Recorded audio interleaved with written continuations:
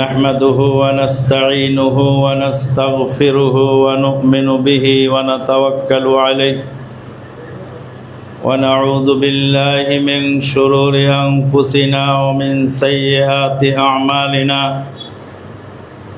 من يهده الله فلا مضل له ومن يضلل فلا هادي له وأشهد أن لا إله إلا الله وحده لا شريك له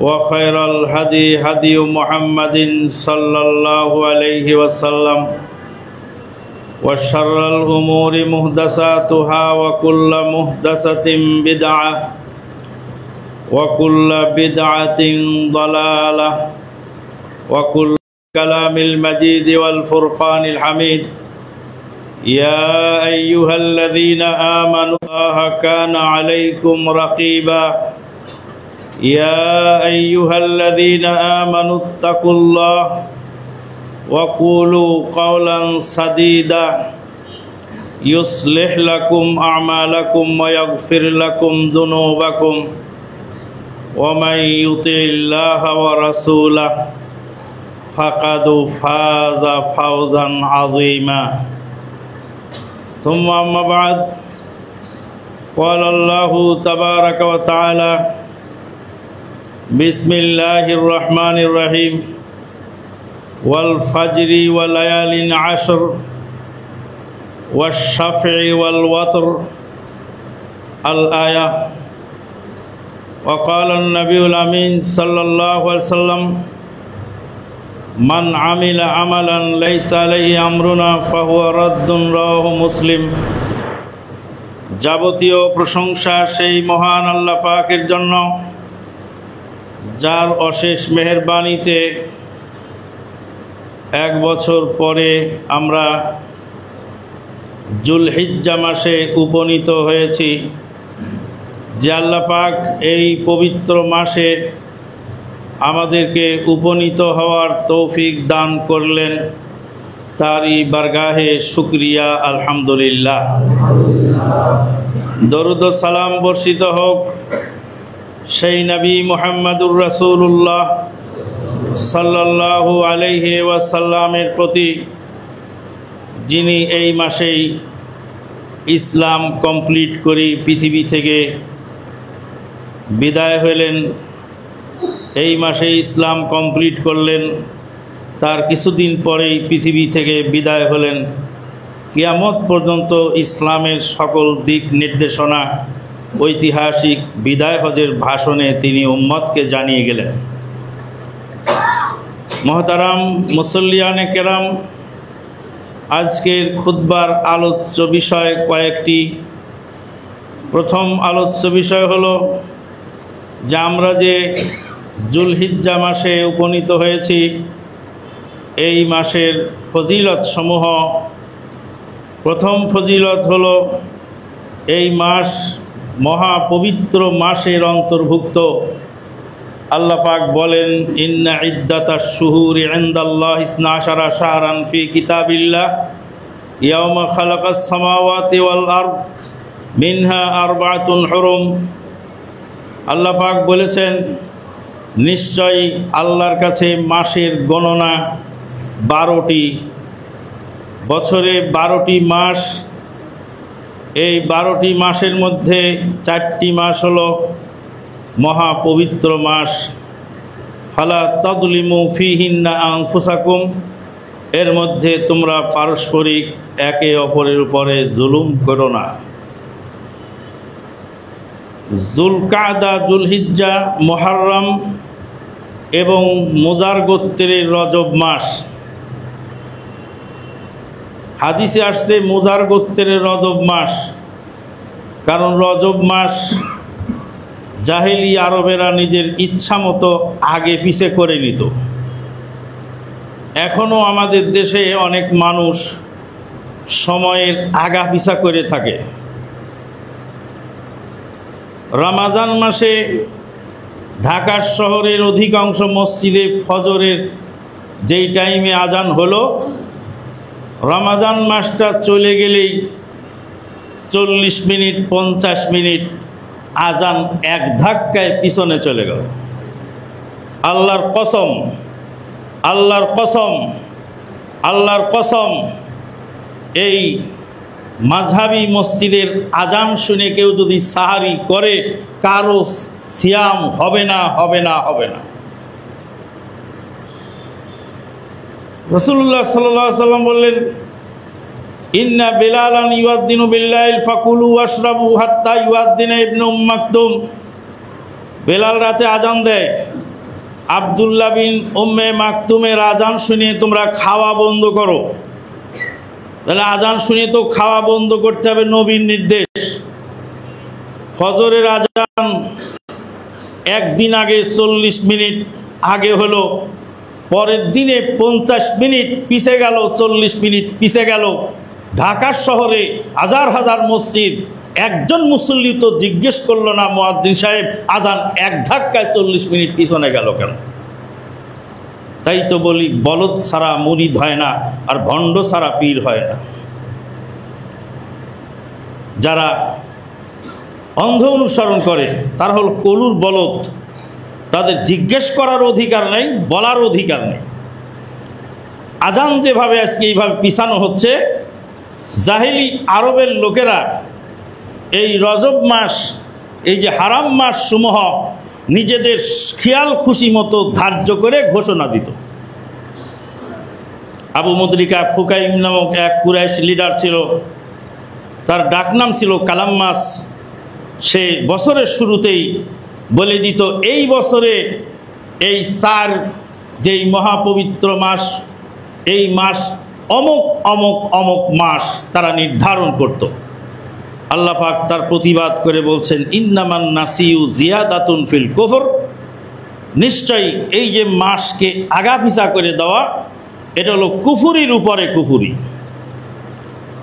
মহাপবিত্র মাস, আল্লাহ পাক যেদিন পৃথিবী সৃষ্টি করলেন, পৃথিবীর 2টি গতি নির্ধারণ করলেন। একটি গতি ছিল আর্নিক গতি, আর একটি গতি ছিল বার্ষিক গতি। এই বার্ষিক গতি পরিক্রমা 12 মাস পেরিয়ে যায়, পৃথিবী একবার ঘুরে আসে আপন জায়গায়। 4টা পবিত্র মাসের মধ্যে জুলহিজ্জা মাস, এটা হলো মহাপবিত্র মাস। এই মাস হলো কুরবানির মাস। আল্লাহ পাক বলছেন, ফাসাল্লি লিরাব্বিকা ওয়ানহার। তুমি তোমার প্রভুর উদ্দেশ্যে সালাত আদায় করো, কুরবানি করো। কুরবানির মাস এই মাস, এই মাস হজের মাস। আল হাজ্জু আশহুরুম মালুমাত, ফামান ফারাদা ফীহিন্নাল হাজ্জা ফালা রাফাসা ওয়ালা ফুসুকা ওয়ালা জিদালা ফিল হজ। এই মাসের প্রথম 10 দিনের আমল সারা বছরের কোনো আমলের, এই 10 দিনের আমলের সমতুল্য সারা বছরের কোনো আমল হয় না। নবী সাল্লাল্লাহু আলাইহি ওয়াসাল্লাম বলছেন, মা মিন আইয়ামিন আমালুস সালিহু আহাব্বা ইলাল্লাহি মিন হাযিহিল আইয়াম। ফজরের কসম, ওয়া লায়ালিন আশর, 10 দিনের কসম, ওয়াশ শাফঈ ওয়াল ওয়াতর, জোর আর বেজোরের কসম। আল্লাহ পাক বলছেন জোর আর বেজোরের কসম। বেজোর হলো আরাফার দিন 9 তারিখ, আর জোর হলো 10 তারিখ ঈদের দিন।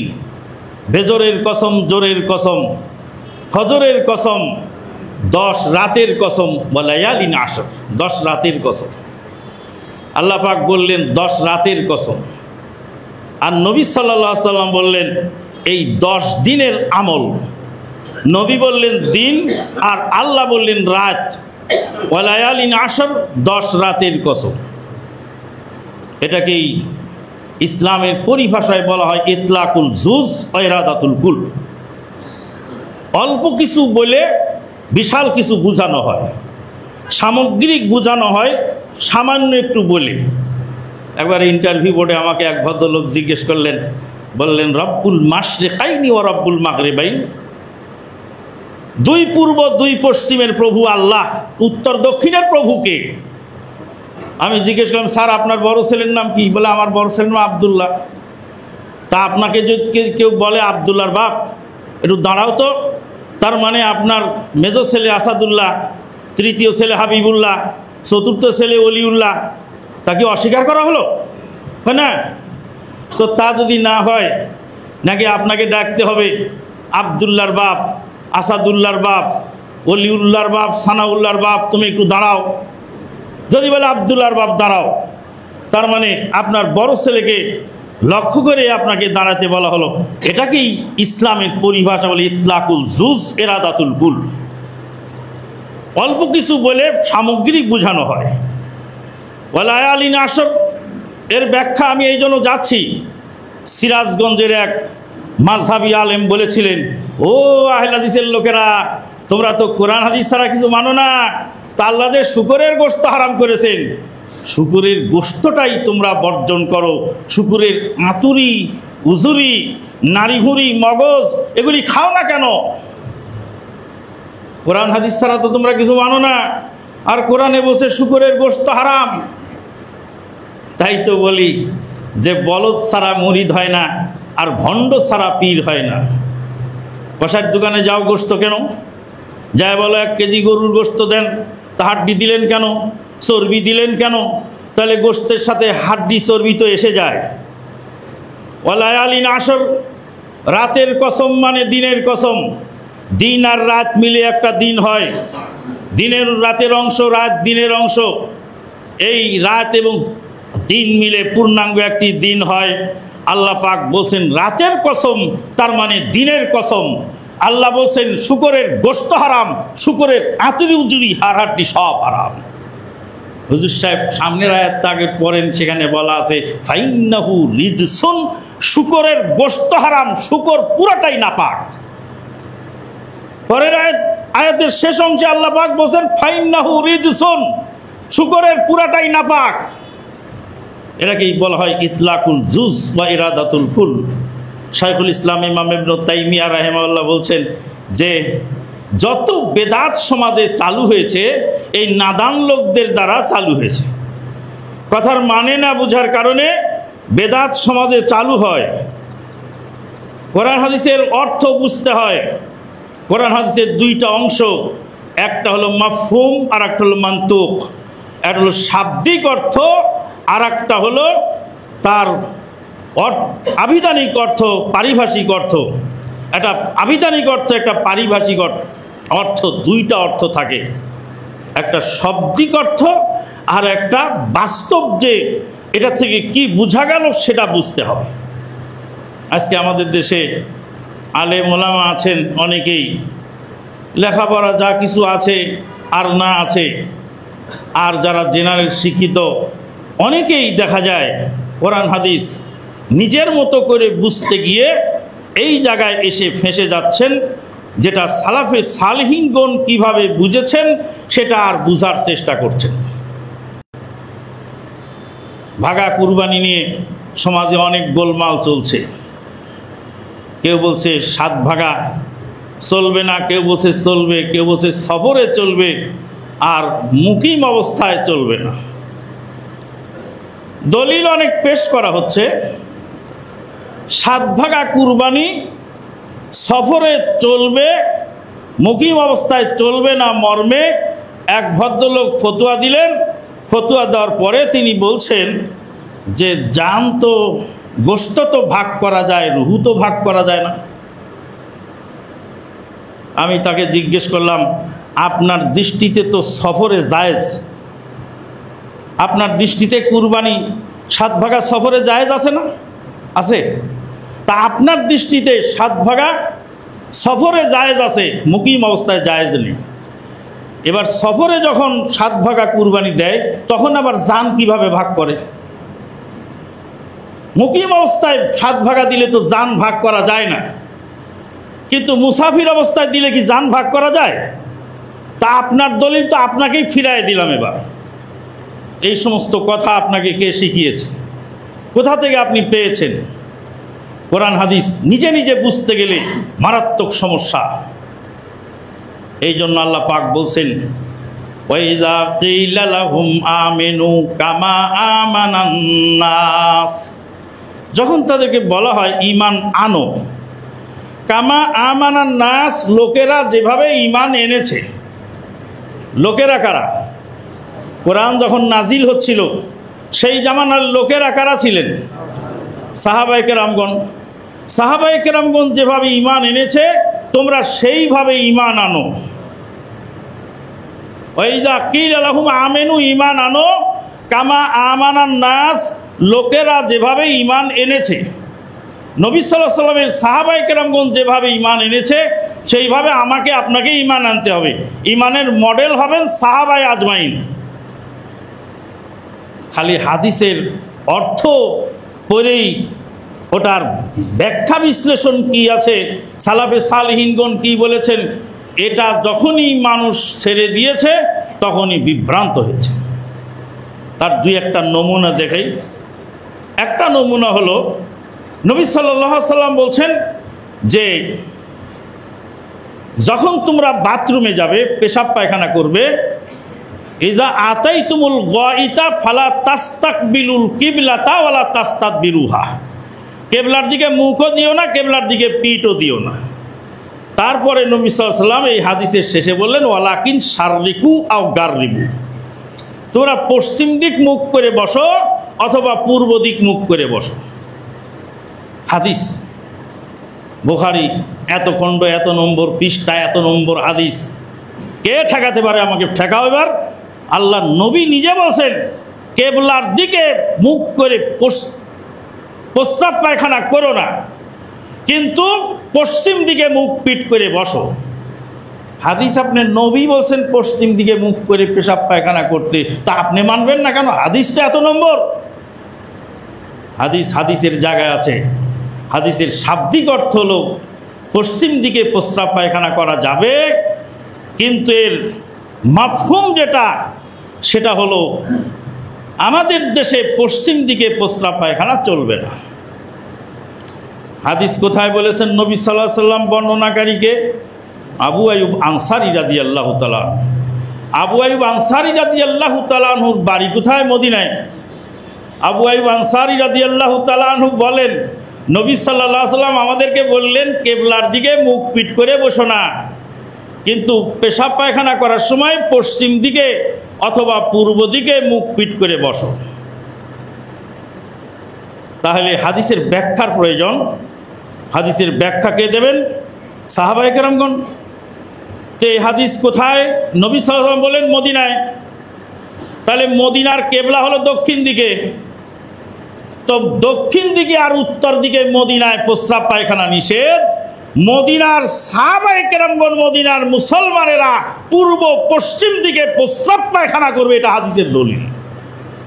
এখন ওই হাদিস যদি ওখান থেকে টেনে এনে এখানে লাগাই দেন বাংলাদেশে, তাহলে তো আপনি বিভ্রান্ত হবেন। হাদিসে তো আছে পরিষ্কার, দিবালোকের মতো পরিষ্কার হাদিস, কিন্তু হাদিসের প্রেক্ষাপট কোথায়? কোথায় লাগিয়েছেন নবী সাল্লাল্লাহু আলাইহি ওয়াসাল্লাম? নবী সাল্লাল্লাহু আলাইহি ওয়াসাল্লাম সহজেদা দিয়েছেন। কোন সালাতে সহজেদা দিলেন? জোহরে অথবা আসরে। জোহরে অথবা আসরে সহজেদা দিলেন। সহজেদার বিধান চালু হয়ে গেল। এখন 1400 বছর পরে এসে যদি আপনি বলেন যে তো জোহরে ভুল করলে কি করতে হবে, নবী তাই বলেছেন। এবার তুমি ভুল করেছো এশায়, তো এশার ভুল করলে কি হবে? হাদিস বাইর করো। তো নবী সাল্লাল্লাহু আলাইহি ওয়াসাল্লাম যদি কিয়ামত পর্যন্ত আগত সমস্ত উম্মতকে সহজদার বিধান শিখাতে চান, তো প্রত্যেক সালাতে ভুল করে করে প্রত্যেক সালাতে সহজদা দিয়ে দিয়ে দেখায় যেতে হবে, যেটা জোহরে ভুল করলে এটা সহজদা, আসরে ভুল করলে এটা সহজদা, মাগরিবে ভুল করলে এটা সহজদা, এশায় ভুল করলে এটা সহজদা, ফজরে ভুল করলে এটা সহজদা, বেতেরে ভুল করলে এটা সহজদা, ইমাম ভুল করলে এটা সহজদা, মুক্তাদি ভুল করলে এটা সহজদা। কিম্ভূত কিমাকার মাঝহাবি সেই নয়তু আনু সাল্লিয়া লিল্লাহি তাআলার মতো হয়ে গেল। এটা জোহরের সুন্নতের নয়তু আনু, এটা জোহরের ফরজের নয়তু আনু, এটা আসরের নয়তু আনু, এটা মাগরিবের নয়তু আনু, এটা বেতেরের নয়তু আনু, এটা হলো ঈদের নয়তু আনু। ও ভাই, নবী সাল্লাল্লাহু আলাইহি ওয়াসাল্লাম উম্মতকে শিখাবার জন্য একদিন সহসিজদা দিলেন, আর এক মুফতি যদি এসে বলে নবী সাল্লাল্লাহু আলাইহি সাল্লাম একদিন সহসিজদা দিয়েছে, তোমার জীবনে একদিন সহসিজদা দিতে পারবা, প্রতিদিন ভুল করবা আর প্রতিদিন সহসিজদা দিবে তা হবে না। নবী সাল্লাল্লাহু আলাইহি সাল্লাম একদিন বেলা উঠলে ফজর পড়েছেন, আপনি আমি মাঝে মধ্যেই বেলা উঠে ফজর উঠে যায় কোনো কারণে, তাহলে নবী সাল্লাল্লাহু আলাইহি সাল্লাম উম্মতকে যেটা শিখিয়ে গেছেন, প্রত্যেকটা কথার আর প্রত্যেকটার যদি এইভাবে ধরতে থাকেন তাহলে আশ্চর্য হয়ে যাবেন। হাদিসে আসছে নবী সাল্লাল্লাহু আলাইহি সাল্লামের সাহাবায়ে কেরামগণ বলেন, আমরা সফরে ছিলাম, গরুতে 7 ভাগ আমরা অংশগ্রহণ করলাম। ওখানে বলা আছে হাদিসে, ইশতারাকনা আন বাকারাত ইশতারাকনা ফি বাকারাতিন আন সাবাতিন, 7 জনের পক্ষ থেকে একটি গাভীতে অংশ নিলাম। হাদিসের শব্দ হলো ইশতারাকনা ফি বাকারাতিন, বাকারা মানে গাভী। আমি 1450 বছর পরে এসে বলবো গাভী ছাড়া বলদ কুরবানি দেওয়া হারাম। কেন? যে হাদিসে আসছে যে ইশতারাকনা ফি বাকারাতিন, গাভীতে 7 জন কুরবানি দিয়েছে, গাভীতে 7 জন কুরবানি। হাদিসের শব্দ গাভী, আল্লাহর নবী সাহাবা বলছেন গাভী, আর তুমি বলদ পাইলা কোথায়? তুমি ষাঁড় কোথায় পেলা? এটা ষাঁড় কুরবানি দেওয়ার দলিল নয়। আর এক ফতোয়া দিচ্ছে, বক্তৃতা করছে, বলছে যে খাসি কুরবানি দেওয়া হারাম, কারণ খাসি হলো এটা একটা দোষযুক্ত, ত্রুটিযুক্ত। আর আল্লাহর নবী সাল্লাল্লাহু আলাইহি সাল্লাম ত্রুটি মুক্ত কুরবানি দিতে বলেছে, তাহলে ত্রুটিযুক্ত কুরবানি হবে না, তো খাসির কুরবানি হবে না আর ষাঁড়ের বলদের কুরবানি হবে না। কেন? নবী সাল্লাল্লাহু আলাইহি সাল্লাম ত্রুটি মুক্ত কুরবানি দিতে বলেছেন। অতএব পাঁঠা রেখে কুরবানি দিতে হবে, খাসি কুরবানি দেওয়া যাবে না। ফতোয়া দিয়ে দিচ্ছে বক্তা, নেটে সার্চ দিয়ে দেখেন, এত জোরে বলতেছে, ফোর্স করে বলছে যে মরদকে না মরদ করা হারাম। দলিল ঠেকাবেন কি করে? অথচ মুসনাদে আহমদের হাদিসটা সে পড়ে না। নবী সাল্লাল্লাহু আলাইহি সাল্লাম কুরবানি দিয়েছেন, সাহাবায়ে কেরামগণ বলছেন, জাহা রাসূলুল্লাহ সাল্লাল্লাহু আলাইহি ওয়াসাল্লাম কাবশাইনি আমলাহাইনি মাওদুয়াইনি খুসিয়াতাইনি। মুসনাদে আহমদের হাদিস, নবী সাল্লাল্লাহু আলাইহি সাল্লাম 2টি ধূসর বর্ণের দুম্বা খাসি কুরবানি দিলেন। মাওদুয়াইনি, জাহা রাসূলুল্লাহ সাল্লাল্লাহু আলাইহি ওয়াসাল্লাম কাবশাইনি আমলাহাইনি, 2টি দুম্বা কুরবানি দিলেন ধূসর বর্ণের। মাওদুয়াইনি খুসিয়াতাইনি, যেই 2 দুম্বার বিচি ফেলে দেওয়া হয়েছিল, খাসি করা হয়েছিল। মুসনাদে আহমদের হাদিস। তারপরে গিয়ে বর্ণনাকারী বলছেন, লিআন্না লাহমাহু আলাজ্জু আতিয়াবু, কেননা খাসির গোশত সুস্বাদু এবং সুঘ্রাণ। খাসির গোশতের স্বাদ বেশি, পাঁঠার গোশতের স্বাদ কম। খাসির গোশত খাওয়া যায়, সুঘ্রাণ সুস্বাদু, আর পাঁঠার গোশতের এটা পাঁঠাতে গন্ধ নাকে লাগে, ওটা আরব দেশের লোক খেতে পারে, আমাদের দেশের লোক খেতে খুব কষ্ট হয়ে যায়। তা হাদিসে যে এইটুকু সাহাবায়ে কেরামগণ বলছেন যে খাসির গোশত হলো সুস্বাদু আর খাসির গোশত হলো আতিয়াবু, সুঘ্রাণ সুস্বাদু, দুর্গন্ধ ওর মধ্যে নাই। হাদিসের এই অংশ থেকে কি বোঝা গেল? হাদিসের এই অংশ থেকে বোঝা গেল যে আপনি কুরবানি দিবেন, শুধু কুরবানি দিলেই নেকি হবে না, কুরবানির পশুর গোশতটা খেতে কেমন হবে সেটাও আপনাকে বুঝতে হবে। চট করে এক মুফতি ফতোয়া দিল, খাওয়ার জন্য কুরবানি দিলে তো কুরবানিই হবে না। আরে এই গোশত খেতে মজা লাগবে, আরে খাওয়ার জন্য কুরবানি দিলে তো কুরবানিই হবে না। আল্লাহর সন্তুষ্টির জন্য কুরবানি দেব, কুরবানি তো আল্লাহর সন্তুষ্টির জন্যই দেব। কিন্তু আল্লাহ পাক বলছেন, ওয়ালা তানসা নাসিবাকা মিনাদ দুনিয়া, দুনিয়াতে তোমাকে যেটা দেওয়া হয়েছে সেটা ভুলো না। রব্বানা আতিনা ফিদ দুনিয়া হাসানা অফিল আখিরাতে হাসানা। তাহলে কুরবানি করবো আল্লাহর সন্তুষ্টির জন্য, আর গোশতটা কেমন হবে সেটাও আমার দেখার বিষয়। কারণ হাদিসের শেষ অংশে সাহাবী বললেন যে খাসির গোশত সুস্বাদু হয়, দুর্গন্ধ থাকে না, এবং তার মধ্যে দুর্গন্ধ মুক্ত থাকে। তাহলে খাওয়ার সময় আপনি কুরবানি কিনছেন, বোল্ডার গরু অনেক গোশত সার খাওয়ায় ওটাকে বড় করেছে, ওটা কিনলেন না, আপনি দেশিটা কিনলেন, বলেন যে এটাতে গোশতটা ভালো হবে। আর চট করে এক মুফতি আপনাকে পাশ থেকে ফতোয়া দিয়ে বলল যে আপনি গোশত খাওয়ার জন্য কুরবানি দিলে কুরবানি হবে না। এই যে ফতোয়াবাদী চলছে, আজকে কোরআন হাদিস ভালো করে না বুঝার কারণে, যারা বোঝে তাদের কাছ থেকে ভালোভাবে সঠিকভাবে বুঝে না নেওয়ার কারণে আজকে সমাজের লালু ভুলু যে যেখানে পারছে ফতোয়া দিয়ে গোটা সমাজকে বিষাক্ত করে ফেলেছে। সম্মানিত উপস্থিতি, এই মাস হলো কুরবানির মাস, এই মাস হলো হজের মাস। কুরবানির ইতিহাস হলো আদম আলাইহিস সালামের 2 ছেলে কুরবানি করেছিলেন। আল্লাহ পাক বললেন ওয়াতলু আলাইহিম নাবা আবনাই আদম বিল হক ইয ক্বাররাবা কুরবানান ফাতুকুব্বিলা মিন আহাদিহিমা ওয়া লাম ইউতাকাব্বাল মিনাল আখার ক্বালা লা আকতুলান্নাক ক্বালা ইন্নামা ইয়াতাকাব্বালুল্লাহু মিনাল মুত্তাকিন। আল্লাহ রাব্বুল আলামিন বলেন, হে নবী, আপনি আদম আলাইহিস সালামের 2 সন্তানের ঘটনার বিবরণ জাতির সামনে তুলে ধরুন, তাদেরকে তেলাওয়াত করে শোনান। ইয ক্বাররাবা কুরবানান, যখন তারা 2 ভাই কুরবানি দিয়েছিল, ফাতুকুব্বিলা মিন আহাদিহিমা ওয়া লাম ইউতাকাব্বাল মিনাল আখার, 2 জনের একজনের কুরবানি কবুল হয়েছিল, আরেকজনেরটা হয়নি। যারটা কুরবানি কবুল হয়নি সে বলছে লা আকতুলান্নাকা, আমি তোমাকে হত্যা করব।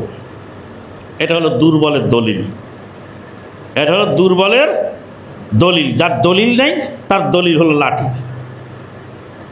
যার দলিল কোরআন হাদিস নেই সে লাঠি দিয়ে আপনার জমি দখল করে। যার জমিনের পর্সা নাই সে লাঠি দিয়ে পরের জমি দখল করে।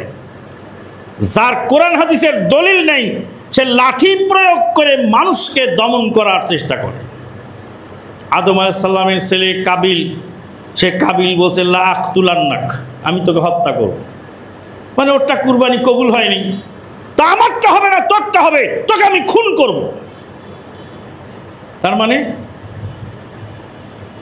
তখনই হাবিল বলছে ইন্নামা ইয়াতাকাব্বালুল্লাহু মিনাল মুত্তাকিন, কেবলমাত্র আল্লাহ পাক মুত্তাকিনদেরটাই কবুল করেন। তোমার কুরবানি যদি আল্লাহর দরবারে কবুল করাতে চাও তাহলে তুমি তাকওয়াশীল হও, তোমার কুরবানি অটোমেটিক কবুল হয়ে যাবে। আমাকে মেরে লাভ নেই, আমাকে মারলে তোমার কুরবানি কবুল হবে না। ইন্নামা ইয়াতাকাব্বালুল্লাহু মিনাল মুত্তাকিন, আল্লাহ পাক কোরআনে বলছেন লা ইয়ানালাল্লাহু লুহুমুহা ওয়ালা দিমাউহা ওয়ালাকিন ইয়ানালুহুত তাকওয়া মিনকুম। কুরবানির গোশত আর কুরবানির রক্ত তোমাদের আল্লাহর কাছে পৌঁছে না, তোমাদের অন্তরের তাকওয়া আল্লাহ পাক সেটা আল্লাহর দরবারে পৌঁছে যায়। কোন নিয়তে তুমি কুরবানি দিয়েছো সেটা আল্লাহ পাক রেকর্ড করেন। আল্লাহ পাক তোমার কুরবানির গোশত আর রক্ত দেখেন না। এই আয়াত কখন নাজিল হলো? সাহাবায়ে কেরামদের মধ্যে কিছু কিছু লোক তারা বলল যে জাহিলিয়াতের জামানায় আমরা কুরবানি করে কুরবানির কিছু গোশত ওই সাফা পাহাড়ের উপরে রেখে আসতো আর মারোয়া পাহাড়ের উপরে রেখে আসতো, আর কাবা ঘরে যে মূর্তি ছিল মূর্তির মাথার উপরে কিছু কিছু গোশত রেখে আসতো, আর কুরবানির গোশতের রক্ত দিয়ে মূর্তির গায়ে লেপে দিত। তখন সাহাবায়ে কেরাম বললেন আমরাও কিছু গোশত কাবা ঘরে দিয়ে আসি আল্লাহর ওয়াস্তে। তখনই আয়াত নাজিল হলো যে আল্লাহ পাক তোমাদের আল্লাহর কাছে তোমাদের গোশত রক্ত কোনোটাই পৌঁছে না, তাকওয়া পৌঁছে। তাকওয়াশীল হলেই তোমার কুরবানি কবুল হবে, তাকওয়াশীল না হলে কুরবানি হবে না। সম্মানিত উপস্থিতি, কুরবানি অনেকেই করে থাকেন। আমাদের দেশে লক্ষ লক্ষ কোটি কোটি টাকা খরচ করে মানুষ কুরবানি করেন, কুরবানি হলো সুন্নাতে মুআক্কাদা, কিন্তু যাকাত তার উপরে ফরজ। যাকাত না দিয়ে কুরবানি করে, কুরবানি করা সুন্নতে মুআক্কাদা, হজ তার উপরে ফরজ, হজ না করে কুরবানি করে, যাকাত না দিয়ে কুরবানি দেয়, যাকাত না দিলে তাকে বিষাক্ত সাপ দংশন করবে, কুরবানি না দিলে হাসরের ময়দানে একটা পিঁপড়া তাকে কামড় দিবে, এরকম কোনো হাদিস আমরা পাইনি। যারা কুরবানি করে নেই হাসরের ময়দানে তাদেরকে পিঁপড়া কামড় দিবে, এরকম কোনো হাদিসও পাইনি। হাদিস পেলাম কি, যাকাত না দিলে বিষাক্ত সাপ তাকে দংশন করতে থাকবে, আর যখন সে ভয় পেতে থাকবে তখন বলে ভয়ের কোনো কারণ নেই, আনা মালুকা ওয়া আনা কানজুকা, আমি তোমার সেই আদরের মাল, আমি তোমার সেই আদরের সম্পদ, আমি তোমার সেই মহব্বতের ধনভাণ্ডার। তুমি মহব্বত করে আমাকে গচ্ছিত রেখেছিলে, এখন তুমি ভয় পাচ্ছ কেন? আমি তো তোমারই লোক। সম্মানিত উপস্থিতি, কুরবানি করে লাভ হবে কি যদি তার হজ না হয়? নবী সাল্লাল্লাহু আলাইহি ওয়াসাল্লাম বলছেন, ইহুদি হয়ে মরুক না নাসারা হয়ে মরুক, যে হজ করেনি আমার কোনো আসে যায় না। যার হজ ফরজ হয়েছে, হজ করে না, ইহুদি হয়ে মরুক না নাসারা হয়ে মরুক, আমার কোনো আসে যায় না। কে বলেছেন? নবী মুহাম্মদুর রাসূলুল্লাহ সাল্লাল্লাহু আলাইহি ওয়াসাল্লাম বলেছেন। নবী সাল্লাল্লাহু আলাইহি ওয়াসাল্লাম, ভালো করে শুনুন হে বাংলার মানুষেরা, ভালো করে কান ফেলে কথাগুলি শুনুন। আল্লাহর নবী সাল্লাল্লাহু আলাইহি ওয়াসাল্লাম জানাজায় দাঁড়ালেন, জানাজায় লাশের সামনে দাঁড়িয়ে জিজ্ঞেস করছেন, এই মানুষটা যে মরে গেল এর কি ঋণ আছে? সাহাবায়ে কেরামগণ বলে, হ্যাঁ ঋণ আছে তো। নবী সাল্লাল্লাহু আলাইহি ওয়াসাল্লাম জানাজার লাশ ফেলে দিয়ে পিছনে হটে গিয়ে বললেন, সাল্লু আলা সাহিবিকুম, তোমাদের সাথীর জানাজা তোমরা পড়ো, আমি নবী এই ঋণগ্রস্ত ব্যক্তির জানাজা পড়ব না। নবী সাল্লাল্লাহু আলাইহি ওয়াসাল্লাম আব্দুল্লাহ বিন উবাই বিন সলুলের জানাজা পড়েছিলেন। ওমরে ফারুক রাদিয়াল্লাহু তাআলা আনহু বলেন, আমি জীবনে এত বড় বেয়াদবি করি নাই নবীর সাথে। সেই দিনের মতো জামা টেনে নবীকে ধরে এনে বলছিলাম, হে নবী, এরা তো মুনাফিক, এরা তো ইসলামের দুশমন, এর জানাজা কেন আপনি পড়াবেন? সরে আসুন এখান থেকে। ওমরে ফারুক রাদিয়াল্লাহু তাআলা আনহু জামা ধরে নবীকে টানছিলেন আর বলছিলেন, এই মুনাফিক বেঈমানের জানাজা পড়তে হবে না। নবী সাল্লাল্লাহু আলাইহি ওয়াসাল্লাম মুনাফিকের জানাজা পড়ালেন, নিজে পড়লেন, গায়ের গেঞ্জি খুলে মুনাফিকের গায়ে পরিয়ে দিলেন, মুনাফিককে দাফন করলেন। নবীর মনের আশা, যত ভুল করেছে সে তো আমারই উম্মত, যদি আল্লাহ মাফ করে দেয় আমার জানাজা পড়ানোর কারণে, তো তাহলেও মাফ পেয়ে গেলে হতে পারে। তাই তো নবী সাল্লাল্লাহু আলাইহি ওয়াসাল্লাম এই ইসলামের খাররা দুশমন মুনাফিকের জানাজাটাও পড়ালেন। কিন্তু ঋণগ্রস্ত ব্যক্তির জানাজার লাশ থেকে নবী হটে চলে গেলেন আর বললেন, তোমরা পড়ো, আমি পড়ব না। সাহাবায়ে কেরামদের মধ্যে একজনের দিলের মধ্যে বড় দয়া হয়ে গেল। সাইয়্যিদুল মুরসালিন রাহমাতাল লিল আলামিন মরা মানুষের উপরে দয়া করলেন না। তার সাহাবী জানাজার লাশের সামনে থেকে হটে এসে বলছেন, তোমরা পড়ো, আমি পড়ব না। সাহাবী বললেন, ইয়া রাসূলুল্লাহ সাল্লাল্লাহু আলাইহি ওয়াসাল্লাম, আপনি জানাজা পড়িয়ে দিন, এর যত ঋণ আছে সব আমার দায়িত্ব আমি নিয়ে নিলাম। নবী সাল্লাম ফিরে এসে আবার জানাজা পড়ালেন। মুনাফিকের জানাজা যে নবী পড়িয়েছেন, সেই ঋণগ্রস্ত ব্যক্তির জানাজা কেন পড়ালেন না? কারণ কি, হিকমতটা কি? মুনাফিককে ক্ষমা করবেন আল্লাহ, আল্লাহ ইচ্ছা করলে মুনাফিককে ক্ষমা করতে পারেন, কিন্তু ঋণগ্রস্ত ব্যক্তিকে আল্লাহ ক্ষমা করেন না। আল্লাহ ঘোষণা দিয়েছেন, যার যে পাওনাদার, ওই পাওনাদারের কাছে মাপ নিতে হবে।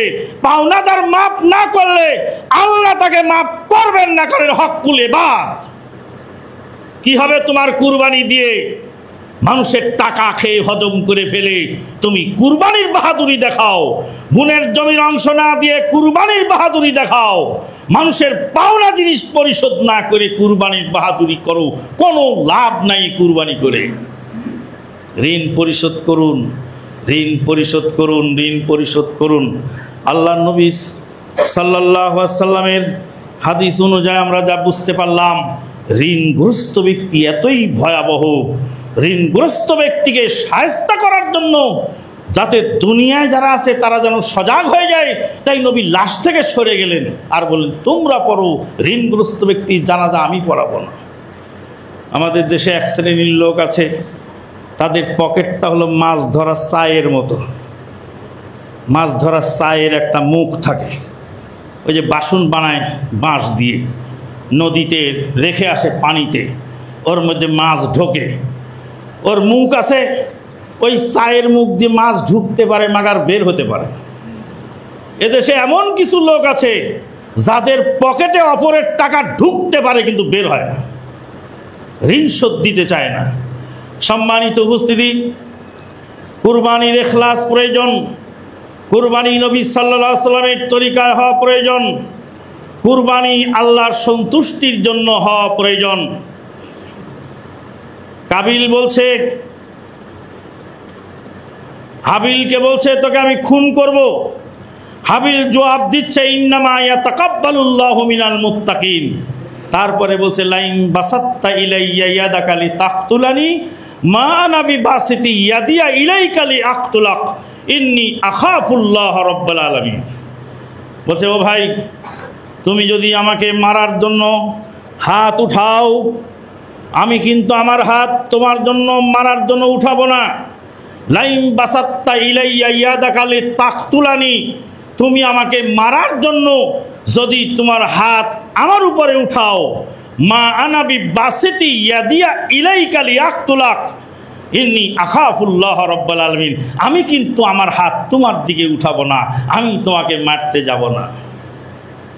কোরআনের আয়াত থেকে আমরা কি শিখলাম? কোরআনের আয়াত থেকে যা শিখলাম তাই কবি বলে গেছেন, আমার এ ঘর ভাঙিয়াছে যে বা আমি বাঁধি তার ঘর, আপন করিতে খুঁজিয়া বেড়াই যে মোরে করেছে পর। যে মোরে করেছে পথের বিভাগী, পথের বিভাগী, আমি পথে পথে কেঁদে মরি তার লাগি। দীঘল রাত্রি তার তরে জাগি, ঘুম যে দিয়েছে মোর, আপন করিতে খুঁজিয়া বেড়াই যে মোরে করেছে পর। তুমি আমাকে মারতে পারো হে ভাই, আমি তোমাকে মারবো না, কারণ আমি আমার আল্লাহকে ভয় করি। এই আয়াত আজকের বর্তমান প্রেক্ষাপটে খুব প্রয়োজন, খুবই প্রয়োজন বর্তমান প্রেক্ষাপটে। একজন পীরের মুরিদ এত গালিগালাজ করলো আমাকে, গালাতে গালাতে গালাতে লাস্টে বলল, তুই রানী ইসাবেলার সন্তান, তুই ফার্দিনান্দ মেজেলারের সন্তান, তুই ইংরেজের রক্তে পয়দা, তুই আমানুল্লাহ মাদানি না গাদানি। তা আমি বললাম, ভাই আপনার পীর সাহেব কি খালি গালি শিখায় না ভালো কথাও শিখায়? ওই লোক শুনে আশ্চর্য হচ্ছে, পাশের লোকেরা বলছে, আপনার গায়ে কি রক্ত না পোঁছ? আপনাকে বলছে রানী ইসাবেলার সন্তান, আপনি তো বলছেন যে আপনার পীর সাহেব কি গালি শিখায় না ভালো কিছু শিখায়? তারপরে বলতে বলতে বলল, তুমি একজন জারজ সন্তান। আমি বললাম, শোনো হে পীরের মুরিদ, আমার মায়ের 16 জন সন্তান, 11 জন বেঁচে আছে, 6 জন মারা গেছে ছোটকালে। একজন সন্তান মারা গেলেই বাপ মাকে ধরে জান্নাতে নিয়ে যাবে। আমার মায়ের 6 জন সন্তান ছোটকালে মারা গেছে, আমার মায়ের হাঁটুর বাটি নষ্ট হয়ে গেছে, তাহাজ্জুদের সালাত পড়ে 5 জন আলেম আমার মায়ের পেটে আমার মা ধারণ করেছে, তার ছেলেকে তুমি জারজ সন্তান বললে, হাসরের ময়দানে তোমার গালি নিয়ে উঠবে, তোমার কোন পীর বাবা সেদিন ঠেকায় দেখবো। ফোনটা রেখে দাও, আর তোমার সঙ্গে আমার কথা নেই, হাসরের ময়দানে তোমার সাথে আমার ফয়সালা হবে। ফোন রেখে দিয়ে চলে গেলাম। সকালবেলা উঠে দেখি প্রায় 17টা কল এসেছে ওই নাম্বার থেকে। কল ব্যাক করলাম, কি বলতে চাচ্ছেন আপনি? বলছেন, নবীকে তো দেখি নাই, নবীকে দেখি নাই, নবীর আখলাক শুনেছি। নবীকে দেখি নাই, নবীর আখলাক শুনেছি। নবীকে তায়েফে মারলো, তায়েফবাসীকে মাফ তো করলেন, তায়েফবাসীদের পক্ষে নবী দোয়া করলেন। রাতে আপনাকে অনেক গালি দিলাম, আপনি ধৈর্য সহকারে সুন্দরভাবে গালির জবাব দিলেন। আপনার কথাটাই ঠিক, আপনারা অরিজিনাল নবীর অনুসারী, আমি আহলে হাদিস হয়ে গেলাম, আমাকে মাফ করে দেন। আল্লাহ পাক বলেন ইদফা বিল্লাতি হিয়া আহসান ফাইদাল্লাযী বাইনাকা ওয়া বাইনাহু আদাওয়াতুন কান্নাহু ওয়ালিয়ুন হামীম ওয়া মা ইউলাক্কাহা ইল্লাল্লাযীনা সাবারু ওয়া মা ইউলাক্কাহা ইল্লা যু হায্যিন আযীম। ইদফা বিল্লাতি হিয়া আহসান, উত্তম ভাবে প্রতিরোধ করো, ভালোভাবে বলো। তো বোঝে না দেখে নবীকে মেরেছে কেন, তাইফের লোক বোঝে না তাই তো। এই লোক আপনাকে বকে কেন, সে বোঝে না তাই তো। সেও তো নবীকে ভালোবাসে, সেও তো আল্লাহকে ভালোবাসে, সেও তো জান্নাত পেতে চায়। জান্নাতের লোভে লক্ষ লক্ষ কোটি কোটি টাকা মাজারে দিচ্ছে, তার মানে সে পরকালকে চায়। সে বোঝে না দেখে তার চোখের পর্দাটা সরায় দাও। ইজান কাশিবুল গুবারু ফাসাউফা তারা তাহতা রিজলিকাল কালবু আও হিমারু। কবি বলছেন, আরবি কবি, সাতারিফু ইজান কাশিউল গুবারু, তোমার চোখ থেকে ধূম্র জাল যখন সরে যাবে, আর যাওয়া দিন তাহতা রিজলিকা আও হিমারু, তোমার পায়ের নিচে ঘোড়া না গাধা, তুমি তখন বুঝতে পারবে তুমি ঘোড়ায় সুয়ার হয়েছো না গাধায় সুয়ার হয়েছো, মক্কার বাহনে সুয়ার হয়েছো না মস্কো পিকিং এর বাহনে সুয়ার হয়েছো, নাকি বাগদাদ কুফার বাহনে সুয়ার হয়েছো, মক্কা মদিনার বাহনে সুয়ারে। তোমার চোখের ধূম্রজাল যখন কেটে যাবে তখন তুমি বুঝতে পারবা। সম্মানিত উপস্থিতি, তাই সেদিন হাবিল শিখিয়ে গেল যে ভাই তুই আমাকে মারলেও আমি কিন্তু তোকে আর মারবো না, কেন আমি আল্লাহকে ভয় করি। সেদিন কাবিল হাবিলকে হত্যা করে দিল। লাশটা দাফন করবে কি করে, খুঁজে পাচ্ছিল না কোনো ওয়ে। আল্লাহ রব্বুল আলামিন দুইটা কাক পাঠালেন। কাক পাঠিয়ে দুই কাক মাটি হাঁচড়িয়ে শিক্ষা দিয়ে গেল যে কিভাবে লাশ দাফন করতে হয়। আদম সন্তানকে লাশ দাফনের পদ্ধতি শিখিয়ে দিল কাক। আদম সন্তান কাকের কাছেও কিছু শিক্ষণীয় আছে।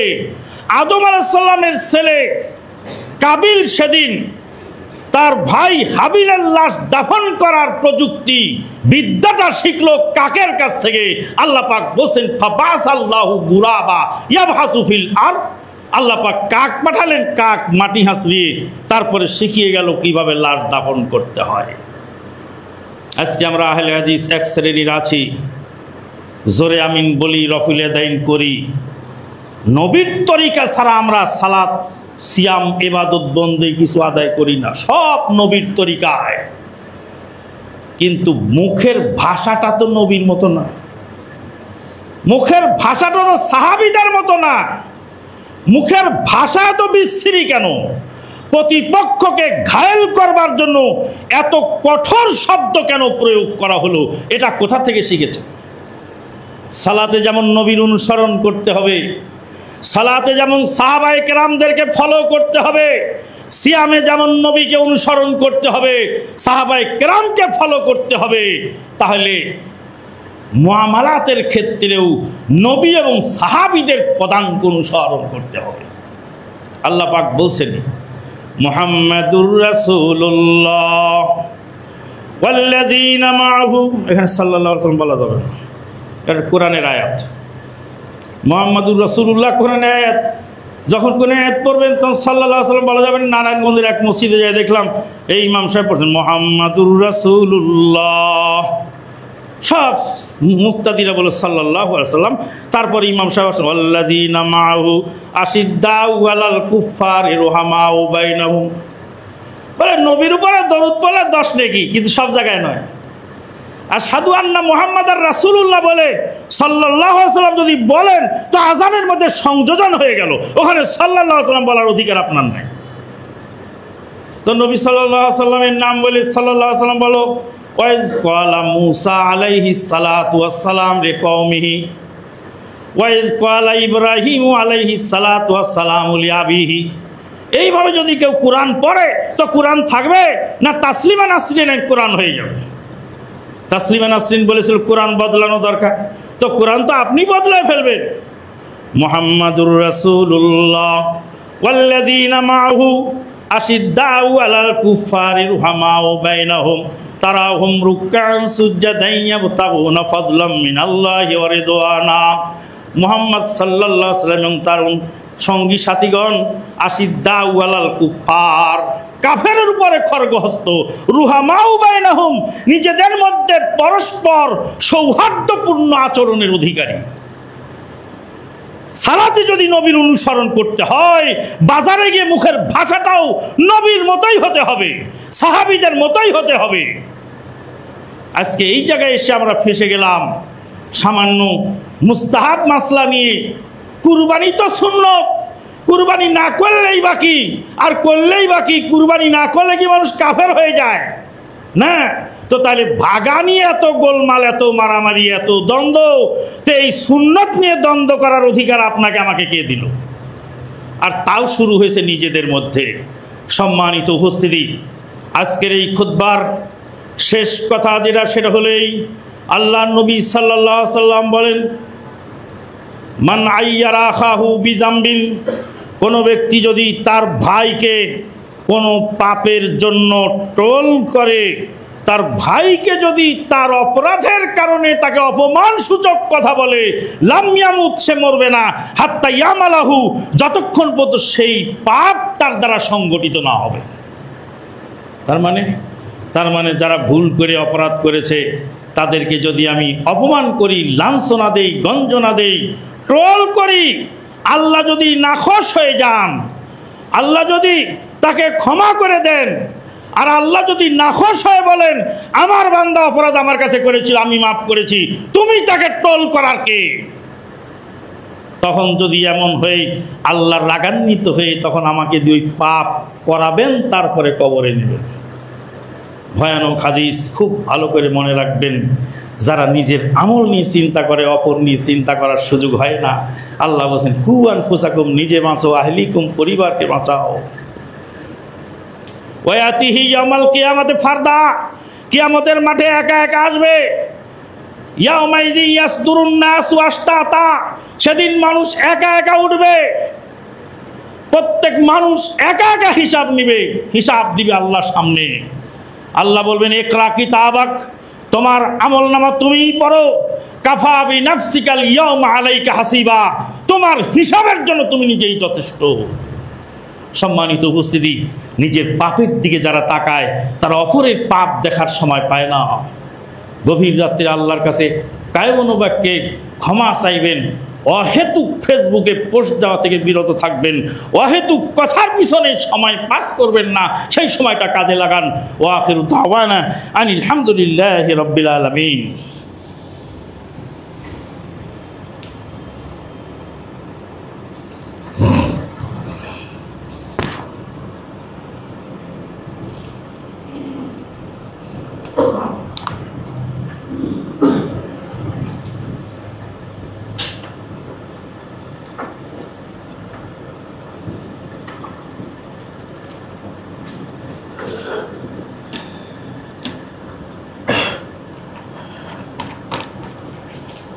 খতিব মেম বসে থাকলে তখন দোয়া কবুলের সম্ভাবনা খুব বেশি।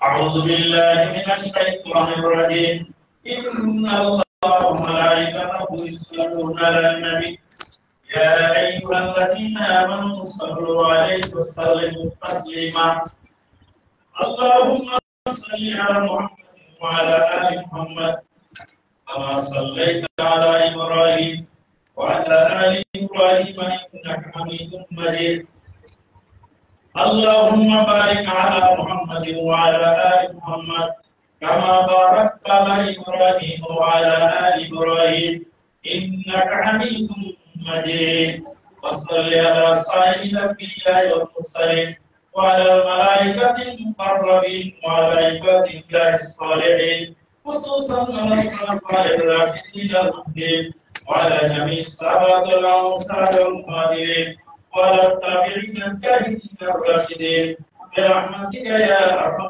الراحمين. اللهم أعز الإسلام والمسلمين وأذل الشرك والمشركين ودمر اللهم أعداءك أعداء الدين واحمي حوزة الإسلام والمسلمين يا أرحم الراحمين. اللهم ارحم المستضعفين من الرجال والنساء والولدان في فلسطين.